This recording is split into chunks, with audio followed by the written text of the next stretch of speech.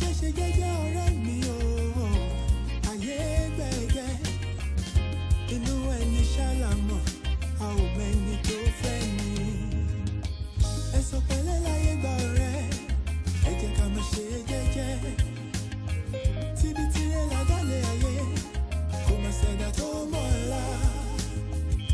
Ó jẹ́ ṣe jẹ́jẹ́ ọ̀rẹ́ mi o, ayé gbẹ̀gẹ́, inú ẹni ṣàlàmọ̀, a ò mẹ́ni tó fẹ́ ni. Ká ṣe bí ẹni kú, káwọ́ ẹni tí ó ṣe dàrú ẹni. Ṣàṣà ènìyàn nífẹ̀ẹ́ ní lẹ́yìn, tẹrú tọmọ nífẹ̀ẹ́ ní lójú ẹni. Ọmọ aráyé abániwọ̀nràn, bá orí dání wọ́n. Ayé ò fẹ́ ní ìfọ̀rọ̀, orí ẹni ní pé kó yẹ ni. You gotta be strong cause the world is a battlefield. Òjò láyé ó gbé ní lọ, bá ò bá mọ̀ wẹ̀. Má ṣe lọ́la ọ̀tọ̀ láì bá dé. Tread softly, dákun ṣe jẹ́jẹ́. Ilé ayé ogun ni ó gbọ̀gbọ́n. Ẹ sọ pẹ̀lẹ́ láyé gba ọ̀rẹ́, ẹ jẹ́ ká máa ṣe jẹ́jẹ́. Tíbi tirẹ̀ lábẹ́lẹ̀ ayé, kò má ṣẹ̀dá tó mọ̀ ọ́la. Ó jẹ́ ṣe jẹ́jẹ́ ọ̀rẹ́ mi o, ayé gbẹ̀gẹ́, inú ẹni ṣàlàmọ̀, a ò mẹ́ni tó fẹ́ ni. Ẹ sọ pẹ̀lẹ́ láyé gba ọ̀rẹ́, ẹ jẹ́ ká máa ṣe jẹ́jẹ́. Tíbi tirẹ̀ ládàlẹ̀ ayé, kò má ṣẹ̀dá tó mọ̀ ọ́la. Ó jẹ́ ṣe jẹ́jẹ́ ọ̀rẹ́ mi o, ayé gbẹ̀gẹ́, inú ẹni ṣàlàmọ̀, a ò mẹ́ni tó fẹ́ ni. Ṣé rántí a ò mẹ́rin ìjọba ẹ̀wẹ̀kú ẹ̀wẹ̀lẹ̀? Àwọn lọ́tẹ̀ ni wọ́n dìde wọn lájànà, kò lè rínú gbọ́gbé. Àṣenìtàn bá ní ìdàrú ṣálọ́mọ aráyé. Àwọ̀ fẹ́lẹ́ bòónù kò jẹ́ àríkùn má ṣe bí. You gotta be wise to survive and keep your sanity. Ọjà ọ̀dájú ní ilé ayé, o ní láti mọ̀ ọ́n rà. Àyàgbé ọ̀gẹ̀gẹ̀ tó bá ti lọ́wọ́, ọ̀yàn òun ló wà lọ́jọ́ ogún dé. Owó epo láyé ńlá, wọ́n kì í lá tẹ̀jẹ̀. Alámọ̀ ọmọnú, ẹni ayé yẹ kó rọra ṣe. Ṣọ́ra, ṣọ́ra.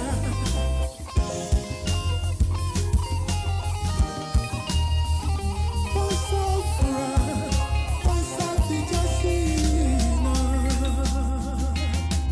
Ẹ sọ pẹ̀lẹ́ láyé gba ọ̀rẹ́, ẹ jẹ́ ká máa ṣe jẹ́jẹ́ o. Tíbi tirẹ̀ lábẹ́lẹ̀ ayé, kò má ṣẹ̀dá tó mọ̀ ọ́la. Ó jẹ́ ṣe jẹ́jẹ́ ọ̀rẹ́ mi o, ayé gbẹ̀gẹ́ o, inú ẹni ṣàlàmọ̀, a ò mẹ́ni tó fẹ́ ni. Ẹ sọ pẹ̀lẹ́ láyé gba ọ̀rẹ́, ẹ sọ pẹ̀lẹ́ láyé gbà, ayé gbà jẹ́jẹ́. tíbi tirẹ̀ lábẹ́lẹ̀ ayé. Ẹyin tibitire la màdálé ayé, kò sí bàbá ńlẹ̀ tó mọ̀la, Ọlọ́run nìkan lọ́mọ̀la. Jẹ́jẹ́ jẹ́jẹ́ ni ẹjẹ́ máa ṣe, torí pé ayé gbẹ̀gẹ́. Amọ̀túnkà bọ̀ sórí ètò Ṣọ́wọ́nyá lónìí o. Ṣọ́wọ́nyá leléyìí láti Dayo Agboola rédíò TV. Thank God it's Friday. A kú òpin ọ̀sẹ̀. A kú Jímọ̀ kìíní nínú oṣù kejì ọdún 2020. Àbí ń gbà ó la bẹ̀rẹ̀ ná. Màmá wípé ọpẹ́ ló yẹ Aláwùrà bí ọba alágbára. Ọba tó dá wa sí, ikú ń pa lọ́tún, ikú ń pa lósì. Kábíyèsí ló ní ká máa bẹ, tá a máa wà, ká máa wà láàyè wa. Olúwa dúpẹ́ lọ́wọ́ rẹ o. Dayo Agboola rédíò TV lẹ́wà o. Níbẹ̀ la ti ń dá bí ẹdun, tá a ti ń wọ̀ bí òwe, níbẹ̀ la wà yẹ́sẹ̀. Mo kọ́ ọmọdé, mo kágbà, mo kóyún inú, mo kí àṣẹ́ẹ̀dí. Ní kúkúrú, ní gíga, lọ́kùnrin lóbìnrin, ní sísanra, ní pẹlẹbẹ, ní títínrín. Ní mo òróró ní kokoyé ní chinko gbogbo yìí mo kí àti Yorùbá àti Ìgbò àti yémírí àti gbàtí gbogbo yìí mo kí ẹ kú àbọ̀. Mo ní lónìí rí báyé ń ṣe láti bí ọ̀sẹ̀ kan mo ní ọpọ́n ti sún ìlú ti yí orí ti change. Àwọn nǹkan tó ń ṣẹlẹ̀ ládùúgbò tó ń ṣẹlẹ̀ káàkiri àgbáláyé a fẹ́ máa mú wá kọ̀ọ̀kan kẹ́ ẹ máa rí. Ẹ̀yin tẹ́ ẹ bá ní fídíò ẹ̀ náà tẹ́ ẹ fẹ́ ká gbé wá sórí ètò kì í ṣe nǹkan tó wà bàyàsí o kì í ṣe nǹkan tó wà pòtíkúlì kìíní kan ẹ̀yin ẹ sẹ́ndì ẹ̀ sí nọ́mbà tẹ́ ń wò lójú ìwòran yìí ẹ sẹ́ndì ẹ̀ sórí WhatsApp wa aláṣẹ láti gbé yìí tá a bá fẹ́ gbé aláṣẹ láti ẹ̀ ṣe bẹ́ẹ̀ páàrí ìta bá rí aláṣẹ láti dìlítì èyíkéyìí ẹ sẹ́ndì ẹ̀ sí wa ẹ fẹ́ yẹ ìpolówó ọjà náà ni ẹ sẹ́ndì ẹ̀ sí nọ́mbà tẹ́ ń wò lórí fóònù àwòrán yìí ẹ sẹ́ndì ẹ̀ sí WhatsApp ẹ sẹ́ndì ẹ̀ ẹ má polówó nǹkan tí ò ṣe rẹ polówó nǹkan tí ò ṣe àti ẹ̀dígbà yín lóhùn ẹ̀yin torí ìgbádùn àwọn èèyàn wa nílé lóko lódò lẹ́yìn odi náà ni màmá wípé bòdé wẹ́rẹ́ bí èjì alẹ́ bòdé kùtùkùtù bí èjì ìyálẹ̀ta o bòdé ẹ̀jẹ̀ kólókó gboko lọ bòdé ẹ̀jẹ̀ kọ́lọ́nà ó lọ mọ́ yẹnà lónìí ẹ̀sọ̀ pẹ̀lẹ́ láyé gbà ẹ̀jẹ̀ àṣejẹ́jẹ́ kí làwọn nǹkan tí ọ̀pọ̀lọpọ̀ èèyàn ń ṣe tí ọ̀dà ayé àwọn kan wò níjẹta ayé àwọn kan wò lánàá lónìí báyìí ìní ìlàtúgbé wánú ẹ̀ ìní ìlàtúnṣàsóde lára ẹ̀ bó ṣe ń lọ how the day go wèé sẹ̀rẹ̀ à. tíbi tirẹ̀ lágbàlẹ̀ ayé kò mà ṣẹ̀dá tó mọ̀ ọ́la ó jẹ́ ṣe jẹ́jẹ́ ọ̀rẹ́ mi o ayé gbẹ̀gẹ́ inú ẹni ṣálámọ̀ a ò mẹ́ni tó fẹ́ ni. ẹ̀sọ̀ pẹ̀lẹ́ láyé gbà ẹ̀jẹ̀ àṣejẹ́jẹ́ inú ẹni la mọ̀ àmẹ́ tó fẹ́ ni ọmọnú mi ọmọnú ẹnì kejì mi ọmọnú mi ọmọnú ẹni tó jókòó tì mí ẹ̀jẹ̀ àṣejẹ́jẹ́ aṣenibánidárò lọ́mọ aráyé yẹ́sì kẹlẹ̀bẹ̀. wọ́n ní àwọ̀ fẹ́lẹ́ bonú kò jẹ́ káàrí kú òṣìkà àwọ̀ fẹ́lẹ́ bonú kò jẹ́ káàrí kú aṣebi àwọ̀ fẹ́lẹ́ bonú kò jẹ́ káàrí kú wicked person kò sẹ́ni tó fẹ́ láwọ́ ẹ̀jẹ̀ mọ́ kódà láyé coronavirus yìí tá ń fẹ́ láwọ́ ẹ̀jẹ̀ ọwọ́ epo náà ni ẹja wòyàn mọ̀ lálọ́ o ó dẹ̀ pé ọwọ́ epo ọwọ́ ẹ̀ wá tẹ̀ tí wọ́n á fi bí ata sí tọ́wọ́ epo díẹ̀ sí tọ́wọ́ ata sí ìyún ṣe ńlá táwọn afẹ́ láwọ́ ẹ̀jẹ̀ láyé HIV láyé coronavirus láyé tí gbogbo ẹ̀ ń bẹ irọ́ ẹ̀ mọ̀ láwọ́ ẹ̀jẹ̀ ẹja mọ̀ láwọ́ epo ẹ wo mo ní lónìí mo máa mú àwọn nǹkan kan wá lójú ìwòran yín kájọ gbádùn ara wa kájọ wò ó kájọ sọ̀rọ̀ àbí torí pé iṣẹ́ tiwa kọ́ òun ìgbádùn ti yín mo ní ẹ mọ́dọ̀ gbàgbé o bá a ṣe ń wọlé ẹ mọ́ gbàgbé pé foundation bàbá ló ń ta tí a ti ń bá àwọn èèyàn tí ò róúnjẹ jẹ àwọn èèyàn tí ò ráṣọ wọ̀ àwọn èèyàn tí ò rí nǹkan lò tí a ti ràn wọ́n lọ́wọ́ ó ti wà họ́ọ̀lù ẹ̀yin ẹ chat pẹ̀lú wa lórí nọ́mbà tẹ́ ń wò yìí ẹ chat pẹ̀lú wa ohunkóhun tẹ́ ẹ bá ní ẹ fẹ́ fún wa ohunkóhun tẹ́ ẹ fẹ́ fún wa ohunkóhun tẹ́ ẹ wò fẹ́ fáwọn èèyàn ẹ dákun ẹ jẹ́ àmọ́ ẹ̀yin kákọ́ ti bẹ̀rẹ̀ náà kákọ́ bẹ̀rẹ̀ bó ni a ti kọ́ bẹ̀rẹ̀ náà bó ni a kọ́ gbé sí ẹ wo ní ilé ìjọsìn kan ní ṣọ́ọ̀ṣì kan lélẹ́yìí àwọn amẹ̀bọ ọkùnrin amẹ̀bọ obìnrin wọ́n bẹ́ńbẹ́ o ẹ má rò pé obìnrin nìkan ní ṣe amẹ̀bọism àwọn ọkùnrin gan-an ọ̀pọ̀lọpọ̀ nù wọn amẹ̀bọlization níṣẹ́ tán gbé wá láti kékeré olúwa tó sì ṣìtù mórí yín o ẹ kú àbọ̀ naskari how are you sir bàbá wa ṣùpọ̀ ayẹni mórí yín o ẹ kú àbọ̀ ṣàlàfíà lẹ́wà happy new year sir ìkàrà fẹ́ mú wá yìí ọkùnrin kan tó rèé sí amẹ̀bọ ara àwọn tó máa ń pààkì mọ́tò ní ṣọ́ọ̀ṣì ẹ̀mọ̀tẹ́ bá rí ṣọ́ọ̀ṣì táwọn kan máa ń pààkì mọ́tò tí wọ́n á ní ẹ̀yin lẹ́ bá páàkì mọ́tò yìí o ẹ̀yin lẹ́ páàkì mọ́tò sí ẹ̀rẹ́ kíníkan ló bá bẹ̀rẹ̀ ẹjọ́ alẹ́jọ́ ló bẹ̀rẹ̀ ẹjọ́ àǹtí aláǹtí ọkùnrin láìsobìnrin ẹ̀rọ àwọn bàmí ń gbà mí ìtọ́kùnrin mi bá bẹ̀rẹ̀ sí ní tọ́jú ẹ̀ lẹ́jọ́ kí ló dé ìwọ tó ẹnu ńgbà ẹlòmíín bá ní òun fẹ́ kọ́lọ̀ fóun láhàn 1000 ẹ dákun ahọ́n kan oṣù tó kọ́kọ́ níhun o ẹ bá ń béèrè lọ́wọ́ rẹ pé ní fi ń ṣe àwọn tí fi ń ba tèèyàn jẹ́ ahọ́n tí fi ń sọ tẹni lẹ́ni láì dáa ahọ́n tó yẹ pé ó fi ń gbéborùn ó tún wá gbéborùn nínú ṣọ́ọ̀ṣì ẹ bá wọlé ẹ gbà ná ẹja kọ́kọ́ fi lè dánwò káfí lè ṣídìí ẹ̀ mo ní ọ̀tọ̀ọ̀tọ̀ la máa mú wá lórí ètò wa ọ̀tọ̀ọ̀tọ̀ la máa mú wá tẹlifíṣàn station wa ìlú ti yí orí ti chẹ́ǹjì ọ̀pọ̀n ti sún ẹgbà. Welcome to church. Welcome. My brother. It's been a long time we saw you in church. I know. You have just been going everywhere, up and down. It's not easy. It's not easy. It is well. Thank God. Things are happening in this church. Ever since you left, things are happening. I don't know if you know Sister Mo. Usher. That lady, that Usher. Yeah, my brother. She brought one African American guy to church recently. Within 1 month, she has already engaged to the guy. She's going Paper. within one. Just for paper's sake. And she's a Russian. She speaks in tongues too now. You know the worst part of the whole thing is the other guy she was dating before that used to sell fish in the African market. Yeah. Good guy. But because of her bad behavior, bad behavior, she didn't change.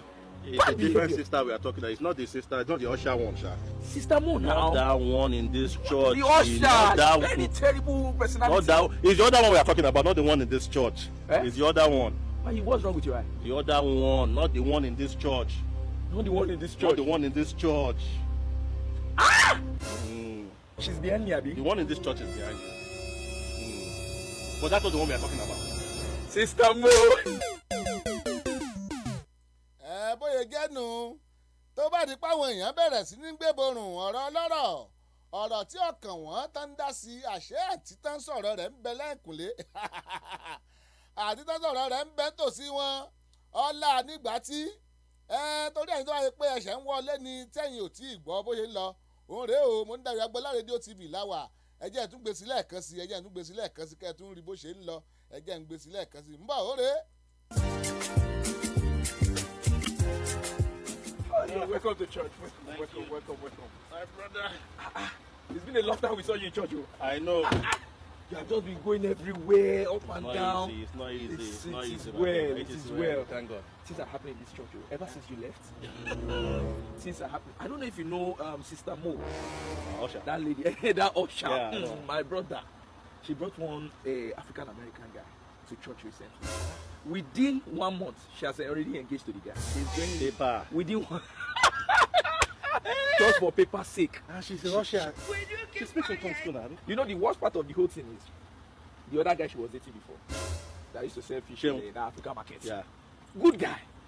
But because of her bad behavior, bad behavior, she didn't change. It's a different sister we are talking about. It's not the sister, it's not the Usher one, sha. Sister Mo now. Not that one in this church. The Usher. Not that Very terrible personality. Not that. It's the other one we are talking about, not the one in this church. It's the other one. What's wrong with your eye? The other one, not the one in this church. Not the one in this church. Not the one in this church. She's behind me, Abi. The one in this church is behind you. But that's not the one we are talking about. Sister Mo. tó bá lè wọ ni Sister Mo ẹ dákun kí ló ṣe fún túlétúlé ó kí wá bòkú lójú ẹ tó sọ̀rọ̀ ẹ̀ gan ìyẹn gan tún wá lẹ́yìn ẹ̀ ọba wa gbájú tí ò dá ìgbájú tí ò ṣe ọ̀pọ̀lọpọ̀ èèyàn báyẹn máa ń gbéborùn nílé ilé ìjọnù o ẹ̀yin èèyàn wa tẹ́ ẹ wọlé mo rí yín o Chief Rotimi William Fadoju ẹ̀wọ̀n kú jẹ́ mẹ́ta ṣàlàáfíà lẹ́wà Lilian Amadi-Méjì mọ́lẹ́yìn náà o Oyègbílé Olúwayégún SM bó o ní ẹ̀kú iṣẹ́ ṣọwọ́ ń ya Felix Ige Ògúnmọ́lá bó o ní ẹ̀wọ̀n kú àbọ̀ sórí ètò Elizabeth Adétutù Orílóye mọ́kẹ́yìn náà ṣàfíà lẹ́wà Yẹ̀kínní Àyànṣíjì ẹ̀kú ìrìn ẹ̀kú àbọ̀ sórí ètò ṣọwọ́ ń yá lélẹ́yìí o Dayo Agboola rédíò TV mo ní ìlú ti sún ọpọ́n di chẹ́ǹjì ó yẹ ká máa gbára wa láwọn ìyànjú kọ̀ọ̀kan kí lẹ́pẹ́ níyan ẹ táìtù wo lẹ́yìn náà rí fún ẹ pè sórí ètò ẹ pè wá wọlé táìtù wo lẹ rí fún ìdá àgbèsílẹ̀ kan yẹn nọ́mbà tẹ́ máa pè sí náà nìyẹn lójú wòrán yín 443-410-2427 ẹ̀yin ẹ pè wọlé àgbè ẹ bá wa sọ̀rọ̀ tẹ́ rí gbogbo àwọn nǹkan tá à ń gbé sí yìí láìpẹ́ láì jìnnà mọ̀ béèrè àwọn ìbéèrè lórí ẹ̀ ẹ sì máa jẹ ẹ̀bùn lóríṣiríṣi ṣùgbọ́n lónìí náà ká kọ́ lò bẹ́ẹ̀ ká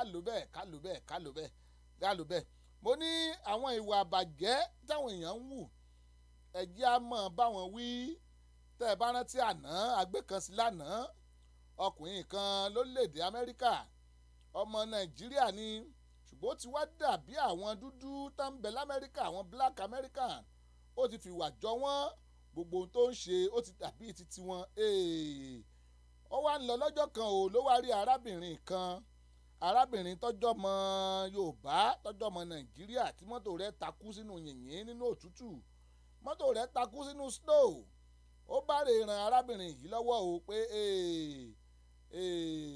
arábìnrin tó dúró bikini yìí ẹ̀jẹ̀ ràn lọ́wọ́ ó lọ ran arábìnrin lọ́wọ́ ibi tó ti ran arábìnrin yẹn lọ́wọ́ ó wá sọ fún arábìnrin pé you are looking beautiful pé o fine ló ń jẹ́ bẹ́ẹ̀ ó sọ fóbìnrin pé ọ fine ojojú ń gbèsè ó ṣe é wò ń dá lóhùn pé ìyẹn wá fi Yorùbá dá lóhùn kò mọ̀ pé arákùnrin tó mọ̀ túmọ̀ tó ṣe yìí pé ọgbọ́n Yorùbá lọ́wọ́ bá fi Yorùbá bu aṣọ ló yàmọ́ lọ́rùn yẹn nǹkan tó dáa náà ń wu wèrè nǹkan tó dáa náà ń wu ọ̀dẹ̀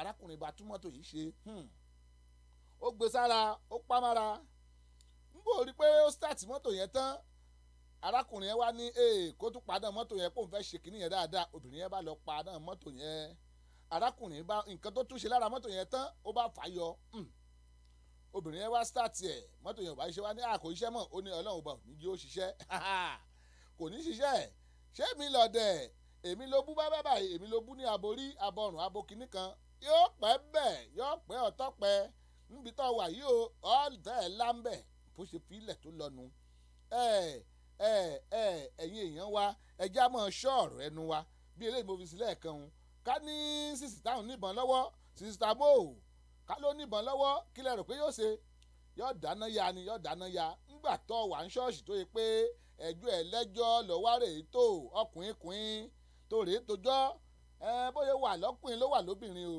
wọ́n máa wí pé pẹ̀tẹ̀pẹ̀tẹ̀ ta lù ń pàpà lọ́rọ̀ wa tó bá bá àlejò ó lè bára lé tó bá bà ẹtúnbẹ̀ ṣe ni ẹ má fi ṣèbínú kì í ṣe pé bóyá alẹ́ nìkan ní máìndì tá a fi ń sọ̀rọ̀ akànwó pé ọ̀nà tá a fi lè tún orílẹ̀-èdè wa ṣe àbí kẹ́kẹ́ mọ́ play music nìkan ká mọ́ enjoyment ara wa ẹ̀já mọ́ fi àwọn ọ̀rọ̀ bára wa sọ̀rọ̀ ká mọ́ fi àwọn ọ̀rọ̀ bára wa níyànjú ẹjẹ́ túgbé sí ohun tó yẹlẹ̀ lánàá yẹn ẹjẹ́ túgbé sí lónìí torí ẹ̀yin tẹ́ ẹ̀ ní àǹfààní láti wò lánàá òǹrè ẹgbà.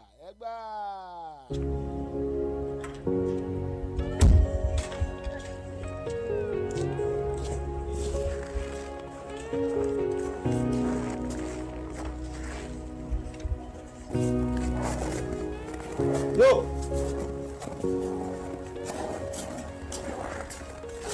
Yeah, what's up, man? How you doing? You have any problem with your car? Yes, please. Yes. Okay. Let me see if I can be of help. Oh man, you look so beautiful. Thank you. Oríṣiríṣi. Mo wo ma kata yìí náà. Òun náà lóhùn toast obìnrin. Mo tó ṣe rí ẹlẹ́kẹ̀ẹ́bẹ̀kẹ́ olóyún. Mo tó ṣe bí ojú ọ̀nà kì í. What? You talking to me? Oh, no, not at all. Oh, not at all right. Not at all. No. You're so beautiful. O ṣe oníranù. Ìbò bí jákè ṣe ya wọn lára. Yeah, you can start it now. Oh, I yeah? think it should be working. Yeah. Oh, thank you. I hope it does work. Yeah, sure. Oh yeah, I told you, right? Yeah. You know what? You need to up the engine again. I need to do something right here. Okay. Okay. Start it again. It's not working. It can't work. Uma pẹ́ gan bí o. Ah. Mo. Uma pẹ́ gan bí tó wà yìí èmi la kátá. Èmi ni wọ́n ń ṣẹ́nu sí. Ló ń ṣẹ́nu sí yàmàyàmà. Ẹ̀rẹ̀kẹ́ dàbí ẹ̀rẹ̀kẹ́ olóyún. Jákẹ́ẹ̀tẹ́ fàyà. Ẹ ṣe ṣàánú nínú tútù tẹ́mi wàá fẹ́ láǹbi tó wà òtútù àmú ẹ ta ló ń kú ẹ. Ẹ jọ̀ọ́.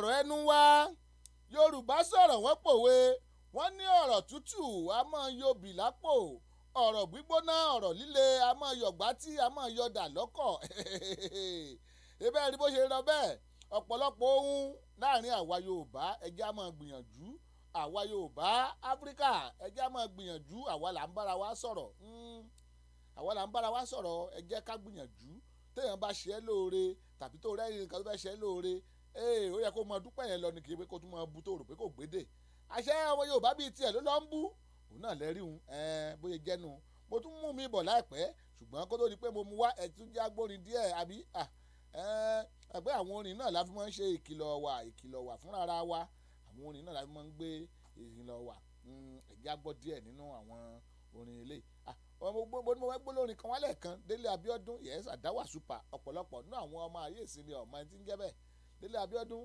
Àdáwà super ẹgbọ́n sókè ó yá.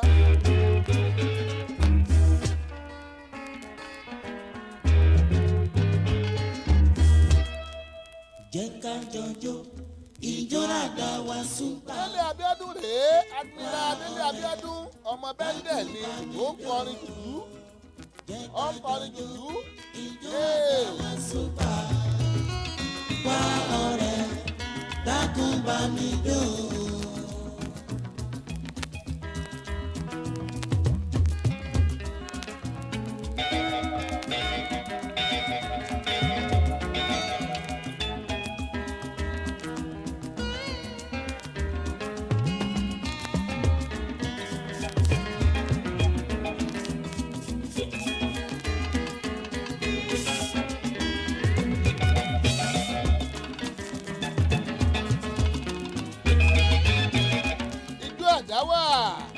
Ijó tó ṣe é jó ni ijó tó succulent ẹ̀wọ̀n kẹ́kẹ́ succulent ijó òun ó succulent.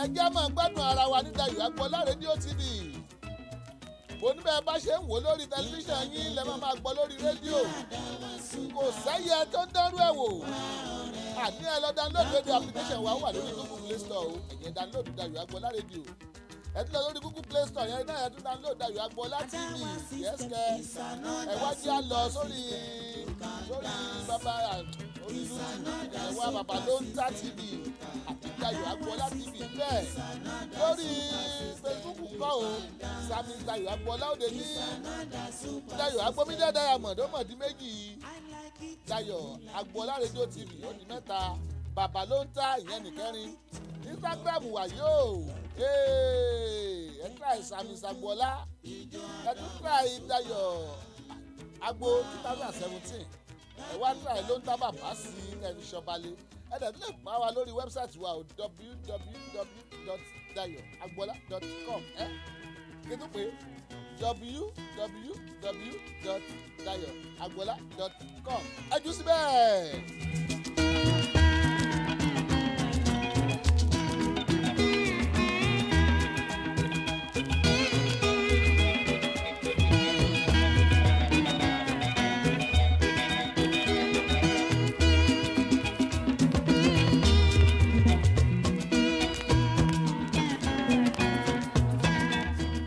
Adéṣọ̀kan Babátúndé mo kí yín o Yẹmí Bọ́lá Vincent mo kẹ́yìn náà ẹ kú àbọ̀.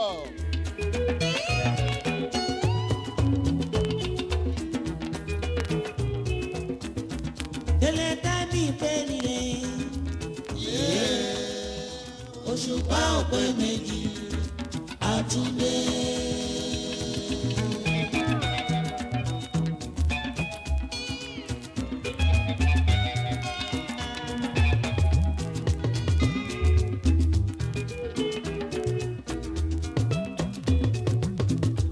Délé dábì pé nílé òṣùpá òpè méjì àtúndé.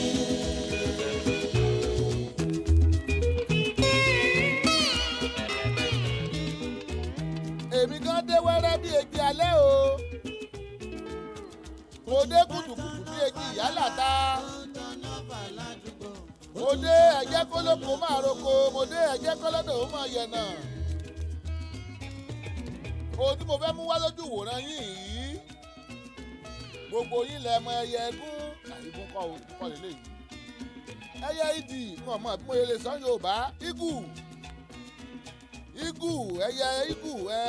ẹyẹ idì òkè lókè lẹyẹ fọhùn òkè lókè ní ti máa ń fò ọjẹ́ yẹ tó tóbi tó yẹ pé tó bá napá rẹ̀ báyìí yóò máa kọ̀máǹdì afẹ́fẹ́ ni yóò máa fò lọ. ẹyẹ eléyìí ọwọ́ àwọn èèyàn bá wọ́n fi sínú kéèjì ọwọ́ wà bẹ́ẹ̀ fún ọ̀pọ̀lọpọ̀ ọdún débi pé kò tiẹ̀ mọ̀ bọ́yẹ ń fò mọ́ Adéṣọ̀kan Babátúndé mo kí yín o ẹ kú àbọ̀ Tósìn Oyètúnjí bó ni ẹ kú àbọ̀ o Yẹmí Fọlá Vincent mo kẹ́yìn náà ṣáàpì àlẹ́wà mo ní ẹyẹ idì yìí tó ń pè ní igù yìí kò tiẹ̀ mọ̀ bó ṣe lè fò mọ́ wọ́n wá gbé lọ kúrò ní kéèjì wọ́n gbé lọ sórí àpáta tó ga mo rò pé wọ́n ti gbé sílẹ̀ lóríṣiríṣi náà rí pé kò fò wọ́n gbé sílẹ̀ ó kàn rìn bí adìyẹ náà ni ẹnìkan wá ní ẹjẹ́ àgbé lọ sórí àpáta ẹjẹ́ àgbé lọ sórí òkè tá a bá gbé dórí òkè Alice yóò rántí pé òkè lòun ti máa ń fò yóò sì gbìyànjú àti fò wọ́n gbé ẹyẹ idì yìí o ẹyẹ igù yìí o wọ́n gbé lọ sórí àpáta tó ga àwọn èèyàn dúró tí wọ́n gbé jáde wọ́n ṣí sílẹ̀ kó wá fò ó wá ṣòro fún láti fò ǹjẹ́ ìwọ kan ti wà tó yẹ pé o ti fẹ́ ṣe àṣeyọrí gbà kan tán wá dí ọ mọ́lẹ̀ o ti fẹ́ gbìyànjú o ti fẹ́ ta bíọ́bíọ́ tán wá dí ọ mọ́lẹ̀ ṣùgbọ́n gbà tán ṣe ọ́ lẹ̀ o ò lè ṣe bó ṣe yẹ kó o ṣe mọ́ ọ̀rọ̀ jáde lónìí àṣẹ tẹ̀lé gbogbo ohun tó ń dè ẹ́ mọ́lẹ̀ yóò já dànù agbára tó o lè gbé ń gbà ó gbé nísìnyí kó máa lọ bẹ́ẹ̀ kó máa rí bẹ́ẹ̀ kó máa ṣe bẹ́ẹ̀ ikú yìí ń gbọ̀n filẹ̀ tán ó di kófò ni ọ̀bá lè fò fún bí ọ̀pọ̀lọpọ̀ ìṣẹ́jú kófò ó wà lórí òkè ó gbé apá rẹ̀ ẹ mọ̀ pé mo máa ń fò ẹ̀rù bà á pé tóun lè fò báyìí tóun lè fò ṣùgbọ́n towards the end lópin rẹ̀ dídùn lọ́sàn-án so ẹyẹ yìí fò ìwọ náà tó ti rò pé ò lè kú òǹbí tó wà ń wọ́n tó rò pé ò lè ṣoríire ó ṣe o nǹkan tó mẹ́yẹ yìí tó wí fò tó fò lọ tó fò padà bíi ti tẹ́lẹ̀ ìwọ náà fò padà ìwọ náà ṣoríire jẹ́ ń bá a gbé sí ẹjẹ́ àgbé sí ká gbé sí mo fẹ́ kẹ́ ẹ rí bó bá ṣe ń lọ náà wọ́n mọ sọ̀rọ̀ díẹ̀ nípa rẹ̀ torí pé àwọn nǹkan kéékèèké báyìí ó máa ń dáa ká máa mú wá káwa gan máa wò ó ká máa gbọ́ ká lè máa fi bára wa sọ̀rọ̀ kó wọ́n kàn jẹ́ pé a kàn ń ju orin sóde là ń ju orin sóde ìran ìdí tá a yẹ sí ilé iṣẹ́ tẹlifíṣàn wa ni pé láti máa bára wa sọ̀rọ̀ láti máa múnú wa dùn ó ní iṣẹ́ tiwa ó ní ìgbádùn ti yín o iṣẹ́ tiwa ìgbádùn ti yín ni our work is your enjoyment our workfulness is your enjoymentness ìwé ẹ̀ kọjá be careful ọ̀dà òǹrè ẹ gbà á ẹ wò ó let's go. ẹyẹ ń darí tábìlẹ̀ láti inú kéèjì ẹ̀yẹn o àwò kó fẹ́ fò lórí òkè lókè tó gbé sí ṣùgbọ́n àti fò yẹn gan-an kò convenient fún ẹ máa wò ó.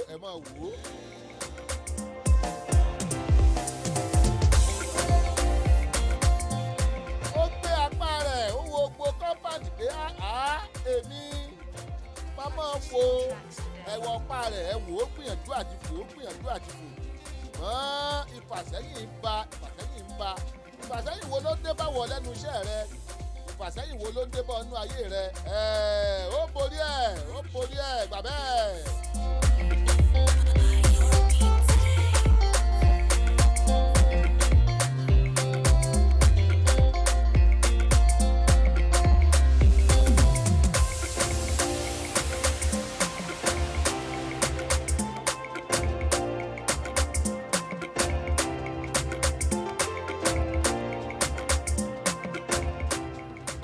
Àwòrán pọ̀ níbẹ̀ lóríṣiríṣi wọ́n fẹ́ yà á fọ́tò bóyá máa fò wọ́n mọ̀ dúró wọ́n retí káyẹ̀ yìí ó fò òun náà ṣe pápó òun ó fò ẹ̀rù bà á ẹyẹ tó máa ń fò lókè bí aeroplane tẹ́rù wá ń bà á irú kí làwọn èèyàn ṣe sí ọ tó ń jẹ́ kẹ́rù ó bọ̀ ọ́ lọ́wọ́lọ́wọ́ yìí gba ìtúsílẹ̀ ọ̀rọ̀ jáde àṣẹ tẹ̀lé. Tracks today.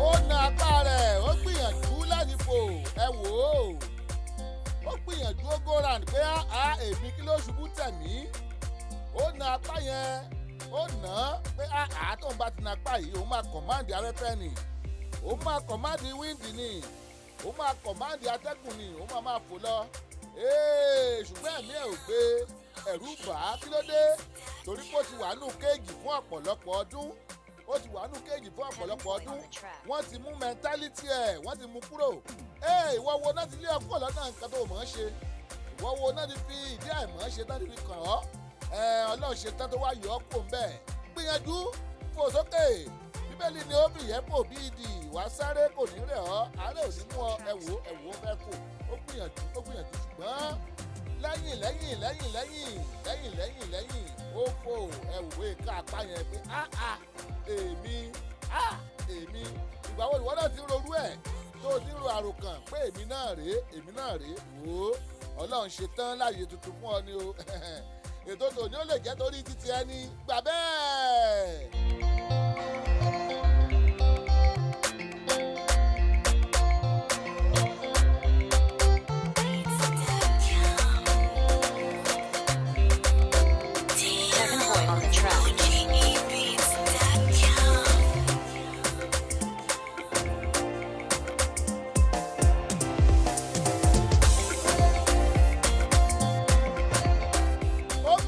takuntakun láti fò ẹ wò ó látàárọ̀ ṣùgbọ́n bóyá wà ń bẹ̀ ó ronú pé mo lè ṣe é fún ìṣẹ̀yẹ kékeré ó wu àwọn èèyàn pé ṣé mi tún lè fò bíi náà ni mi ò lè fò bíi kọjá èmi ká máa fò lókè ẹ ló wọ àwọn èèyàn ń wo gbogbo àránì yẹn ń wo sọ̀rọ̀ àníyàn pé àkókò tó ń fò rí rèé bóyá ó múra ẹ̀ lọ́kànlé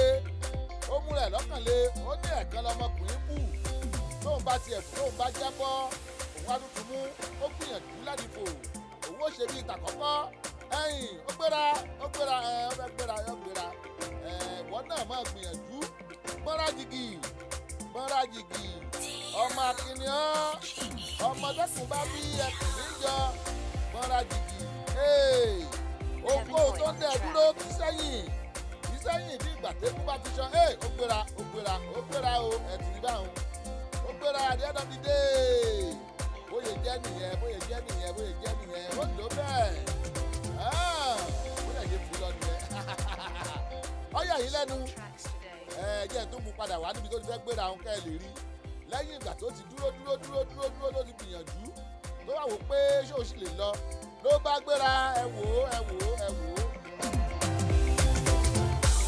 Ó sọ̀rọ̀ àti ó sọ fáyẹ̀ látàárọ̀ pé lóde èmi mọ̀ ní ìgbà wo nìwọ náà rò pé èmi mọ̀ ní kúrò lẹ́gbẹ̀ẹ́ adìyẹ o bọ́ sẹ́gbẹ́ idì bọ́ sẹ́gbẹ́ ikù ó yá ọmọ akínníọ́ gbéra nílẹ̀ ó gbọ́nra jìgìjìgì yóò pé àsìkò tó láti gbéra ó yá gbéra sọ bẹ́ẹ̀ ni. Heaven Boy on the track.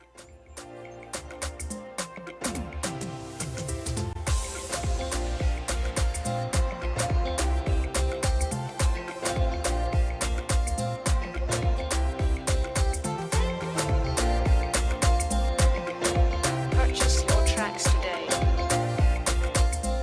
Ó lẹ́rí yẹn o. Mo mọ̀ pé ọ̀pọ̀ nù wa á mọ̀ rò pé bó ló ṣe jẹ́. Bọ́ bá ṣe jẹ́ ohun tẹ́ ẹ bá rò ń pa ẹ tẹ́sì wa lórí WhatsApp sí nọ́mbà tẹ́ ń wò yìí ẹ jẹ́ lọ́rí wọ yàrá kéde wa lọ mo rí yín òórùn tọ́lẹ́dẹ́ adéjùmọ̀ ẹ kú àbọ̀ ráyà Sheriff múrẹ́yìn náà o ṣáàpì àlẹ́ wa ẹ kú àbọ̀ sórí ètò ṣọwọ́ yáyà rèé láti Dayo Agboola rédíò TV ẹ jẹ́ sáré wọ yàrá kéde lọ ẹ ṣeun thank you very plenty thank you very many ó sábà. ètò Sówónyá tó ti dóde ẹ̀ má tẹ ọ́ kó àpátápá àrà àgbàlagbà ètò tí gbogbo ayé fẹ́ gbọ́ Sówónyá. ètò Sówónyá ti dóde o Sówónyá ti dóde o ẹ wá nǹkan fìdílé tàbí kẹ̀kẹ́ fìdílé kọ̀ǹkọ̀ǹkọ̀ǹkọ̀ǹ Sówónyá ti dé torí tòní àtúndùn ó dàgbọ́ngbọ́n akọ́sí Sówónyá ti dé. bẹ́ẹ̀ ni o ẹ kú lé làákàrà lé ẹ̀rì wá ní tèrò ọ̀nà ètò àgbọ́dúnú tó mọ́wọ́ iṣẹ́ yàtẹ̀ tí ń retí Sówónyá yóò máa bá fẹ́fẹ́ ṣọ̀rẹ́ níkànnì yìí Dayo Agboola rédíò TV láti ọjọ́ ajé Monday títí di ọjọ́ ẹtì Friday agogo kan ọ̀sán ni nílùú Amẹ́ríkà 7 alẹ́ ni ní Nàìjíríà agogo 6 ìrọ̀lẹ́ ni nílùú United Kingdom béèyàn bá mí ìsètò Sówónyá lọ́jọ́ kan bí ẹni fi ìgùn ọ̀sán ògiri gbígbẹ ni Sówónyá pẹ̀lú Samis Dayo Agboola ní Dayo Agboola rédíò TV ẹ ò gbọ́dọ̀ mí ìṣí ẹ̀. ẹ wá nǹkan fìdílé tàbí kẹ̀kẹ́ fìdílé kọ̀ǹkọ̀ǹkọ̀ǹkọ̀ǹ Sówónyá ti dé torí tòní àtúndùn ó dàgbọ́ngbọ́n akọ́sí Sówónyá ti dé. Here is the company in America everybody call it Pleasant Services. You better call them for the event planning. The Pleasant Services, they will plan your event more than your expectation. Decorating services, They are wonderful. ká má tiẹ̀ wá sọ tadarí ètò alága ìdúró tàbí alága ìjókòó. ẹ ti lọ wà pàjù. pabambari ibẹ̀ tún wá ní wípé kò sóúnjẹ adúláwọ̀ tẹ fẹ́ tẹ́ ò ní rí. ní the Pleasant Services. wọ́n ṣáà ti pè sórí nọ́mbà wọ̀nyí +14436 5344434 tàbí +14437 60858. The Pleasant Services. Oh my God, orí ẹ wà níbẹ̀. Call them for the event planning. ètò Sówónyá tó ti dóde ẹ̀ má tẹ ọ́ kó àpátápá àrà àgbàlagbà ètò tí gbogbo ayé fẹ́ gbọ́ Sówónyá. ètò Sówónyá ti dóde o Sówónyá ti dóde o ẹ wá nǹkan fìdílé tàbí kẹ̀kẹ́ fìdílé kọ̀ǹkọ̀ǹkọ̀ǹkọ̀ǹ Sówónyá ti dé torí tòní àtúndùn ó dàgbọ́ngbọ́n akọ́sí Sówónyá ti dé. bẹ́ẹ̀ ni o ẹ kú lé làákàrà lé ẹ̀rì wá ní tèrò ọ̀nà ètò àgbọ́dúnú tó mọ́wọ́ iṣẹ́ yàtẹ̀ tí ń retí Sówónyá. yóò máa bá fẹ́fẹ́ ṣọ̀rẹ́ níkànnì yìí Dayo Agboola rédíò TV láti ọjọ́ ajé Monday títí di ọjọ́ ẹtì Friday agogo kan ọ̀sán ni nílùú Amẹ́ríkà 7 alẹ́ ni ní Nàìjíríà agogo 6 ìrọ̀lẹ́ ni nílùú United Kingdom béèyàn bá mí ìsètò Sówónyá lọ́jọ́ kan bí ẹni fi ìgùn ọ̀sán ògiri gbígbẹ ni Sówónyá pẹ̀lú Samis Dayo Agboola ní Dayo Agboola rédíò TV ẹ ò gbọ́dọ̀ mí ìṣí ẹ̀. ẹ wá nǹkan fìdílé tàbí kẹ̀kẹ́ fìdílé kọ̀ǹkọ̀ǹkọ̀ǹkọ̀ǹ Sówónyá ti dé torí tòní àtúndùn ó dàgbọ́ngbọ́n akọ́sí Sówónyá ti dé. ẹ̀bùn mi máa lànà fún mi ẹ̀bùn mi máa lànà fún mi. My gift will pay way for me. ẹ̀bùn mi máa lànà fún mi ẹ̀bùn mi máa lànà fún mi. orin lẹ̀bùn mi eléré ni mí adẹ́rìn kò sónú mo jẹ́ mo lè fi dùrù dára torí ẹ̀bùn mi ni ẹ̀bùn mi máa lànà fún mi. ẹ̀bùn mi my gift a fantastic program àgbọ́túngbọ́ ètò bá bá ètò alárinrin ibi tẹ́ ó ti máa ṣalábàápàdé oríṣiríṣi ẹ̀dá tó lẹ́bùn tó ń lo ẹ̀bùn nínú ayé ní gbogbo ọjọ́ ajé Monday àti ọjọ́ ẹtì Friday ní Dayo Agboola Radio TV time 5 p.m. upcoming artists can also come on the program to show their gift àǹfààní lálẹ́lẹ́ yìí fún gbogbo àṣẹ̀ṣẹ̀ dìde ẹlẹ́bùn tó fẹ́ kí gbogbo ayé rí ẹ̀bùn òun ní Dayo Agboola Radio TV agogo 5 ìrọ̀lẹ́ ni yóò máa wáyé ní gbogbo ọjọ́ Monday àtọjọ́ Friday ọ̀pọ̀ ló lẹ́bùn tó jẹ́ wípé wọ́n fi ń fọṣọ pọnmi gbálẹ̀ dáná nínú ilé ìdáná kó má bàa wá rí bẹ́ẹ̀ ìwọ upcoming tó ń gbọ́ mi yọjú sí wọn lórí ètò ẹ̀bùn mi my gift ó wà interesting domi alágbàbọ̀rọ̀ gidi yungbayungba ẹ gbà bẹ́ẹ̀. ẹ̀bùn mi máa lànà fún mi ẹ̀bùn mi máa lànà fún mi. gbogbo yín pátá ẹ kú ìyànjú ẹ kú ìyànjú ẹ kú ìyànjú ẹ kú ìyànjú ẹ kú ìyànjú ẹ kú ìyànjú ẹ kú ìyànjú adéyànjú wà ládé àmì ọlọ́run adéyànjú wà ládé o. ọlọ́run adéyànjú wà ládé o.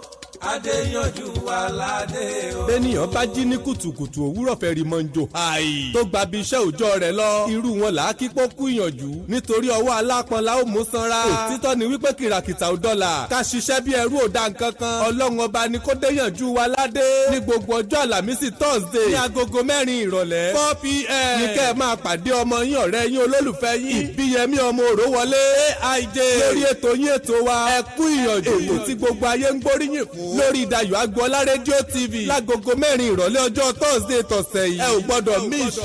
ọlọ́run adéyanjú wa ládé o adéyanjú wa ládé o. For sound and quality production, Babalonta Studio is the best. For sound and quality production, Babalonta Studio is the best. Oh, Babalonta Production, the ultimate in audio visual. Babalonta Production, the ultimate in audio visual. Yes, so you can't argue with the proof. Studios are many, but the best one is few. Babalonta Digital Studio for your recording, demo CD, mastering, marketing and promotion, and also live band performance, seasoned DJ, videographer, photographer, master of ceremony, music consultant. Reach Samis Dayo Agboola on agbooladedayo68@gmail.com or visit our website www.dayoagboola.com. Telephone +1443 760 8578. Babalonta Production, the ultimate in audio visual. Babalonta Production, the ultimate in audio visual. òótọ́ ni bẹ́ẹ̀ náà ló kúkú rí ẹtún jẹ́ ń sáǹpù ọmọ eléré ọ̀dẹ ètò ayọ́ka lẹ́tọ̀ ètò tó ń kàn ní lọ́gbọ́n kàn ní lẹ́kọ̀ọ́ fún ní lóye pẹ̀lú èdè abínibí bàbá wa gbọ́ngbọ́n kan sì ó ládùn nínú tó bá ti da agogo 5 rọ̀lẹ́ nílùú Amẹ́ríkà tó bá jẹ́ Nàìjíríà ńkọ́ agogo 11 lẹ́ni lọ́dọ̀ títí wa 10 lẹ́ni nílùú United Kingdom ní gbogbo ọjọ́ Àlàmísì tọ́sídẹ̀ẹ́ ẹ jẹ́ ká jọ mọ́ gbọ́ Dayo Agboola rédíò TV níbẹ̀ lẹ́ ò ti máa jẹ̀gbá ládùn ètò ìjàpá bùkélé ọmọ ẹ̀ ń tẹ́wọ́ o ìjàpá bá ń fọmọ rẹ̀ lésì ó lé mi àmọ́ buyan ní nǹkan wà máa pè mí láhùn ọláìdé ọ̀rọ̀ pọ̀ o ọmọ wọn nílùú gbọ̀ngàn olúfì ó káre tó ṣe bí ọmọ ahun ẹ̀yin àyànfẹ́ mo lẹ́ ògbérin àbẹ́ ògbérin orin ẹ̀ lérí bá dà ń lọ́mọ rẹ̀ gbé ẹ mọ̀ wípé ọláìdédé ọ̀rọ̀ pọ̀ mọ̀mọ́ rẹ o àyọkàrè ọláìdédé ọ̀rọ̀ pọ̀ mọ̀mọ́ rẹ o àyọkàrè ọláìdédé ọ̀rọ̀ pọ̀ mọ̀mọ́ rẹ o àyọkàrè ọláìdédé ọ̀rọ̀ pọ̀ mọ̀mọ́ rẹ o àyọkàrè ọláìdédé òótọ́ ni bẹ́ẹ̀ náà ló kúkú rí Dayo Agboola rédíò TV lẹ́yìn tí màmá jẹ̀gbá ládùn ètò.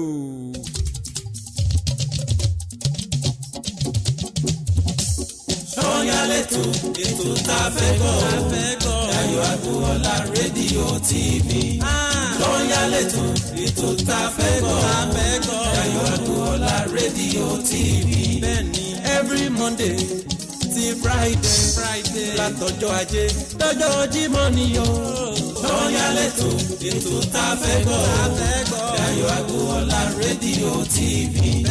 Sọ́yá yìí o ètò tó lóyin ládùn olówó ọjà kájẹ́bù gbàjẹ́ olówó ọjà tàbóhunkóhun ẹ pè Dayo Agboola sórí nọ́mbà rẹ̀ +144 376 085 78. Sọ́yálẹ̀tò ètò tá a fẹ́ gbọ́ o Dayo Agboola rédíò TV.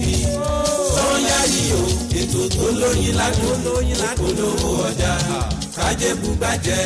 oníṣòwò ń yálé ètò tó lóyin ládùn ẹ wo ẹ wá polówó ọjà yín ẹ jẹ́ kájẹ́bù gbàjẹ́ mo kí yín o tó bá yẹ pé ẹ̀ṣẹ̀ ń wọlé ní ẹ kú àbọ̀ Rose Ẹ̀sẹ́kúnmẹ́ Adékúnlé ẹ kú àbọ̀ sórí ètò Ògbóyin mo rí ẹ kú àbọ̀ ṣáàfíà lẹ́wà màmá wípé ẹ ń bá bómi ìṣẹ́wọ́ ń kọ́ o ó bóúnjẹ ẹni tó bá dẹ̀ bóore ọ̀fẹ́ náà ń kọ́ ó bá dùà yìí tẹ́ ẹ báyìí náà ààrẹ náà ní tó bá yẹ pé ẹ̀ṣẹ̀ ń wọlé ni ìdí mo fẹ́ fi ṣe tó jẹ́ last one kó tó di pa máa lọ tó di pa máa kánlẹ̀ nǹkan kan wà tá à ń pè ní teamwork àwọn ẹgbẹ́ àwọn ọgbà àwọn máa ń báyàn ṣe nǹkan ẹgbẹ́ sáré ju kínní sí wa kí n jù sí wa kẹ́ẹ̀rí ẹnìkan ṣe animation yẹn mọ̀ nǹkan náà pè animation kẹ́ ẹ mú àwòrán kẹ́ ẹ wá sọ́ di kó bẹ̀rẹ̀ sí ní rìn kó bẹ̀rẹ̀ sí ní di nǹkan ẹni yẹn ṣe animation yẹn teamwork lèmi fún ní title ẹ̀ teamwork ni pé because kì í ṣe gbogbo nǹkan lẹ́nìkan lè dá ṣe o ò lè dá ṣe ìwọ nìkan ò lè dá ṣe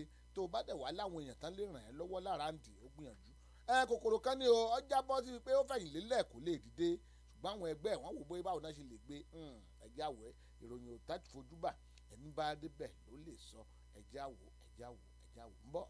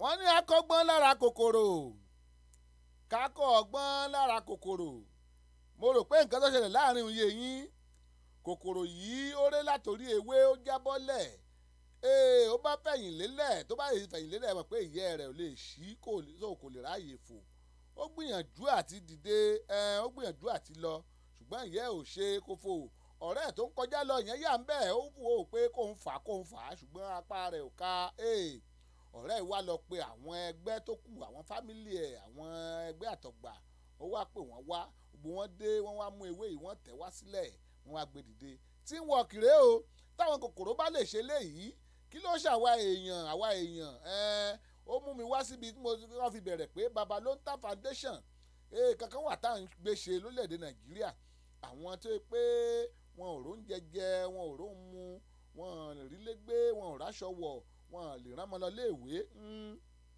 adáfàdéyẹ kan lẹ̀ táwọn máa fi ràn wọ́n lọ́wọ́ ṣùgbọ́n à lè dá ṣe yẹn bí káwa náà lọ́pọ̀ afẹ́ bí àwọn kòkòrò yẹn náà ní ká la fẹ́ gbé à lè dá gbé ẹ̀yin èèyàn náà la fẹ́ kẹ́ ràn wá lọ́wọ́ o a fẹ́ kẹ́ ràn wá lọ́wọ́ ẹ̀yin ẹ wo nọ́mbà tó wà lórí ìwòran yìí nọ́mbà yìí ẹ dákun ẹ chat pẹ̀lú wa ń bẹ̀ ẹ chat pẹ̀lú wa ẹ tẹ́ bá fẹ́ join foundation wa ká lè hàdí orúkọ yín mọ́ ohunkóhun tẹ́ bá fún wa $1 ní o $2 ní o kìnnìkan iye tó bá wá látàpọ̀ yín àbáwọn aṣọ tẹ́ ẹ ti lò tẹ́ ẹ wò pé ó sì dáa díẹ̀ kì í ṣàkísà náà o aṣọ tẹ́ ẹ pé ẹ sì lè fáwọn èèyàn ẹ dákun ẹ kàn sí wa ẹ jẹ́ ẹ tún gbé kinní yẹn sí teamwork ìrànlọ́wọ́ kálukú ẹ jẹ́ ẹ tún gbé sí ẹ yẹn wò òun rèé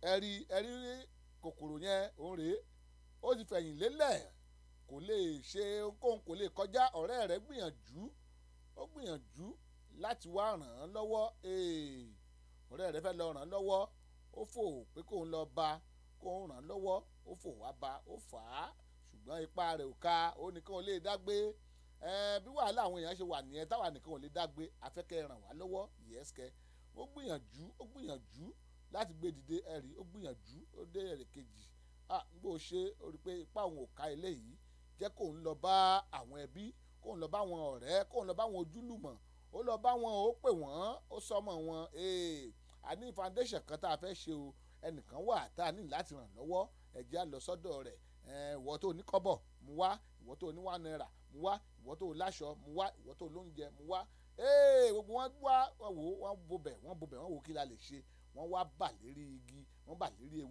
ewé yẹn wá lọ sílẹ̀ òun lẹni yẹn ràn mọ́ ló ṣe táwọn kòkòrò tán bá lè ṣe léyìí kí ló wá ṣàwa èèyàn tá à ń gbọ́rọ̀ tá a lè ṣe kí ló wá táwa ò lè ṣerú ẹ̀ ẹjẹ́ àgbìyànjú ẹ dákun Babalonta Foundation ó ń bọ̀ láìpẹ́ yìí àti ń gbìyànjú ẹ̀ Awóníyì Olúṣọlá Títílayọ̀ mo rí yín o John Owatu mo rẹ́yìn náà o ẹ kú àbọ̀ sórí ètò ẹ ṣeun àdúpẹ́ lọ́wọ́ yín o ǹjẹ́ oníyan ṣe ọlọ́bẹ̀ ṣe ẹ tó dẹ̀ jẹun náà tí ò ṣẹwọ́ àtẹ tó jẹun tí ò fọbọ́ àdúpẹ́ lọ́wọ́ ẹ̀yin náà ẹ wo orí ètò ṣọwọ́ yẹn láti wà látàárọ̀ wọ́n máa wí pé ẹ ń bá bòrè ọ̀fẹ́ ó bá dùn àyí tẹ́ báyìí náà ohun ayọ̀ ni ẹ tún já pàdé tó bá di níjọ́ Monday ẹ já pàdé lórí ètò ṣọwọ́ ń yá ẹ mọ̀ pé Monday to Friday la máa ń ṣe ẹ já pàdé tó bá di níjọ́ Monday ọlọ́run máa ran gbogbo wa lọ́wọ́ àdúpẹ́ lọ́wọ́ yín o àdúpẹ́ lọ́wọ́ ọkùnrin àdúpẹ́ lọ́wọ́ obìnrin àdúpẹ́ lọ́wọ́ everybody tẹ́ ẹ join wa lórí ètò yìí gbogbo ẹ̀ tẹ́ ẹ join wa this week àdúpẹ́ lọ́wọ́ yín ẹ ṣeun ìrere ló máa bá a pàdé